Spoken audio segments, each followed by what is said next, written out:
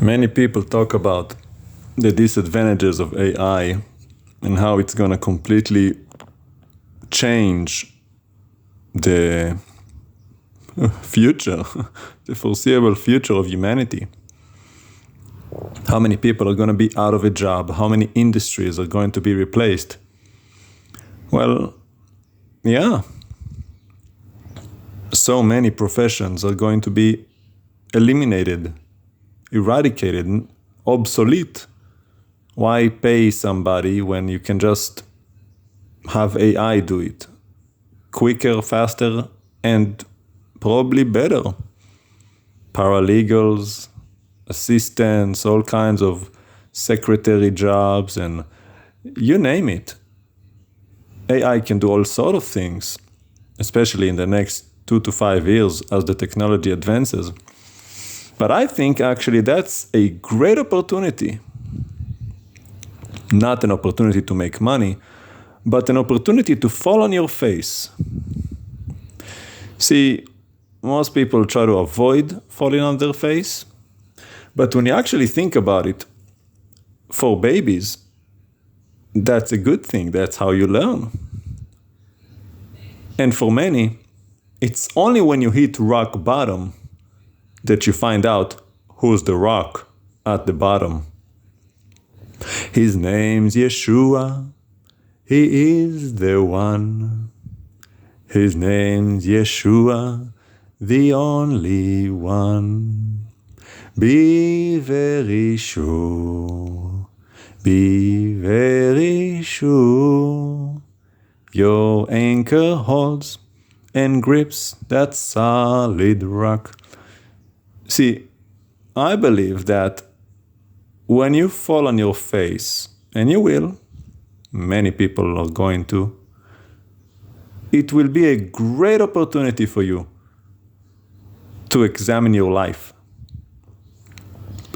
It will be a great opportunity to experience humility, to humble yourselves and face yourself for who you really are. Face the mortality of your life. Face the hostility of this world. Face the lies of the system. And naturally, some will wake up and some will not. It's always going to be that way because people are free to make their own choices and free to come to their own conclusions. But here's the good news. Some will choose to wake up. Some will choose God. See, humans are very stubborn in our nature, and a lot of times we just need a good kick in the butt. And unless you fall flat on your face, you're not going to change. You think things are fine. Why change if it works? If it ain't broke, don't fix it, right? Well, that's why the Lord has to allow you to be broken. And it is a wonderful thing when you are, if you have the right attitude and come to the right conclusion. See, some people when they're broken turn to the bottle, turn to drugs, turn to prostitution, turn to anything that will numb their pain. But then others turn to God so that they can overcome their pain. And it really depends on where you stand on that pendulum because, see, I talked about it in my testimony when COVID hit. And then the second time, when I fell flat on my face, I had a faith. I was just not faithful to my faith. So when things went south, as they are going to go, for you, in my case, I already knew where to go. I just needed that kick in the butt to make me go that direction. Because it is our nature to be at odds with God. We are in enmity with God. We are enemies of God. It is not natural for us because we are fallen creatures, born in sin, conceived in iniquity. We don't want to surrender to God. We want to do what we want to do. The rebellious nature. And to surrender to God means that we don't do what we want to do, but we do what God says. It's like being a child all over again.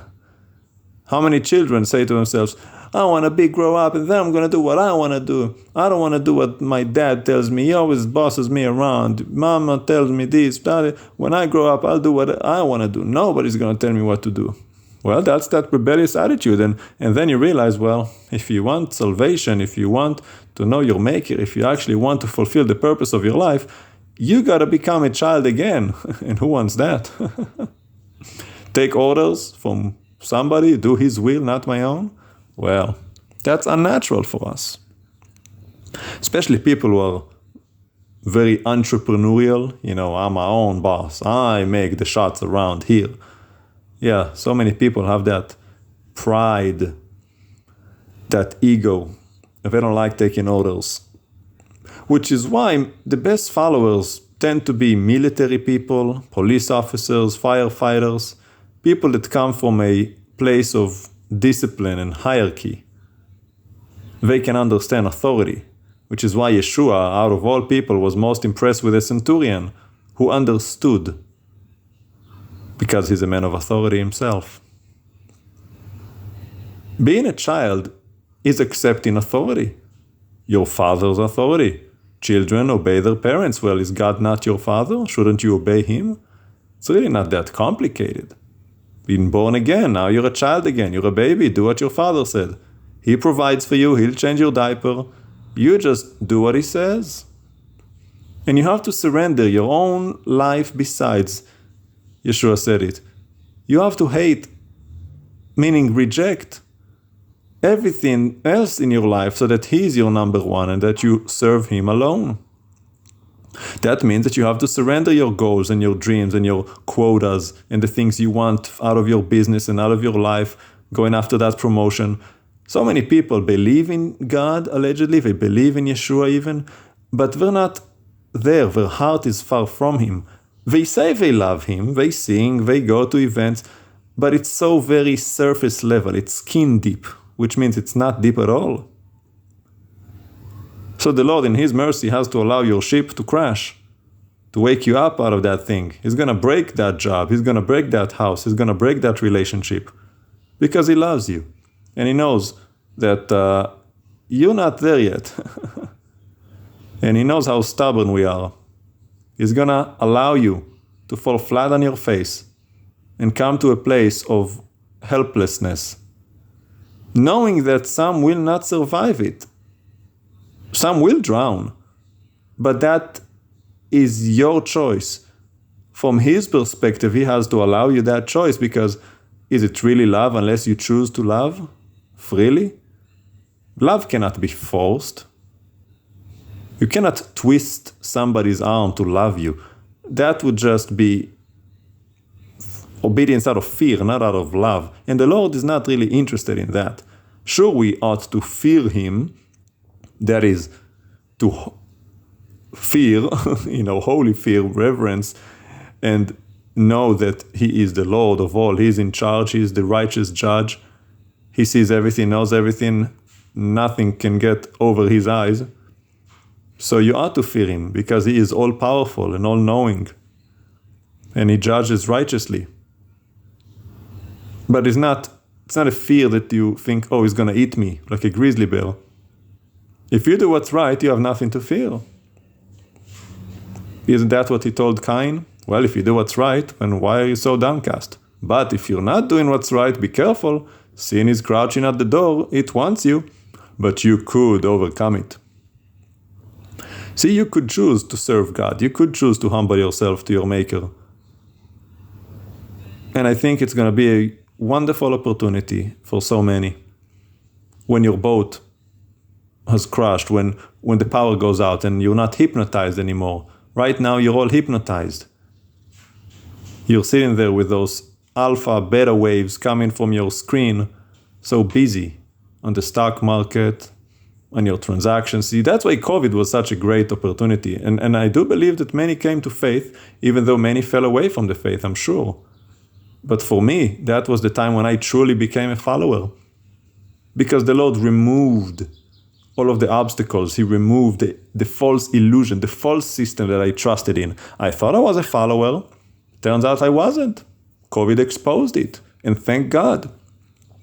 I lost a lot, but I gained even more because I gained the Lord. Sure, I lost the business, I lost the friends, I lost my residency, I lost everything I was working to build up to that point in my life, years and devotion and funds, but who cares? As Yeshua said, what good is it to gain the whole world, even if I had all the money in the world and I had all the power in the world and I was Mr. President, and in that process you lose your soul? It's not worth it. And I didn't have a fracture of that. I just had what I had. But what is it compared to my eternal soul? Nothing. Absolutely nothing. It's irrelevant, not even worth mentioning. So I do hope and pray that Papa breaks whatever it is that you got going on that keeps you from surrendering your life to Him for your own good. If a sheep keeps going astray, well, the shepherd has to break its leg. Not because it wants the sheep to suffer, but because that's how you save the sheep from going astray. So Papa's gonna crush your boat.